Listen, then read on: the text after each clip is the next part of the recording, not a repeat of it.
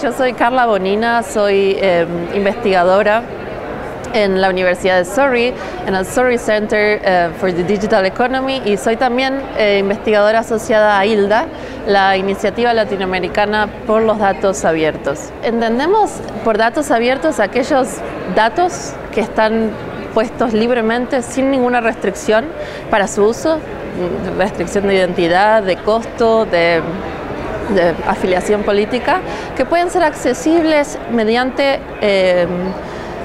computadoras básicamente, o sea, un dato que está en formato digital, accesible, sin restricción. Eso es un dato abierto. Generalmente están publicados por gobiernos, que son quienes tienen la mayor cantidad de datos, no solo de cuestiones súper importantes como salud, educación, pero transporte, servicios públicos y demás. También empresas están empezando a abrir sus datos, aunque vemos que eso es más paulatino. Por co-creación, ¿qué quiero decir y por qué me interesaba estudiar co-creación? Un dato, la utilidad de un dato o el valor que puede generar un dato es nulo si no se usa. Y para ser usado, digamos, el gobierno quizás lo publica, pero luego viene un desarrollador, lo utiliza y crea una app, por ejemplo, para saber en cuántos minutos llega tu autobús. Vemos que en la región, en América Latina, esto, digamos, ha crecido en la agenda en los últimos 3 años sin duda, y que además es parte de un movimiento global.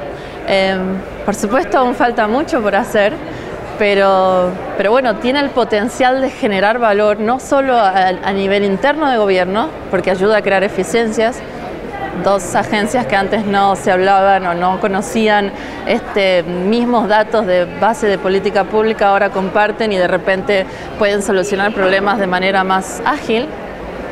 O los otros casos, como comentaba antes, por ejemplo, una aplicación desarrollada por un desarrollador, un developer que no tiene que ver con el gobierno, pero que toma datos y te puede decir cuántos lugares en el centro de Santiago están disponibles para estacionar tu auto con tu smartphone.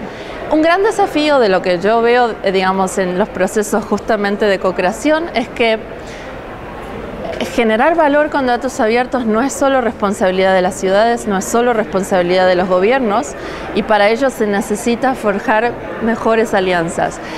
Algo que a mí me gustaría ver más a futuro es un vínculo entre el emprendedorismo social y los datos abiertos, o sea, la innovación social y los datos abiertos. En este momento veo que van por canales separados. Hay muy buenos emprendimientos sociales que quizás no tienen un costado tecnológico. Hay muy buenos emprendimientos con datos abiertos, con mucho costado tecnológico y datero, que quizás tienen problemas en términos de sustentabilidad o de llevar proyectos adelante porque no conocen las herramientas más de emprendedorismo social. Eso es uno de los desafíos que me gustaría ver, digamos, forjadas más redes a futuro.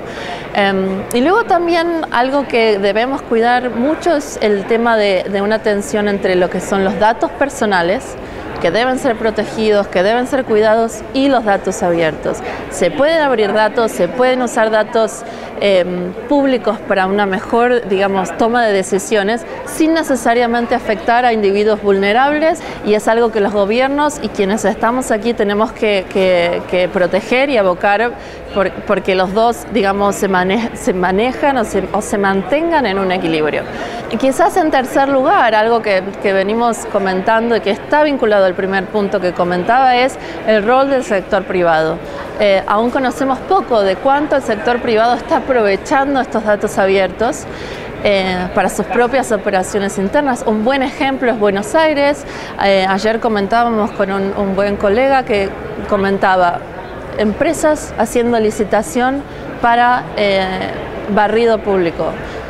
Simplemente por conocer el censo de árboles de la ciudad de Buenos Aires les ayudó a tener digamos, un ajuste o un precio mucho más como focalizado o quizás efectivo a la hora de licitar. Y estamos hablando de millones. Entonces, ¿cómo sabemos que le estamos generando un valor al sector privado con estos datos abiertos? ¿Y qué tiene el sector privado para dar, digamos, en respuesta a eso o en intercambio, si se quiere? Es algo que también todavía conocemos poco y que necesitamos entender mejor.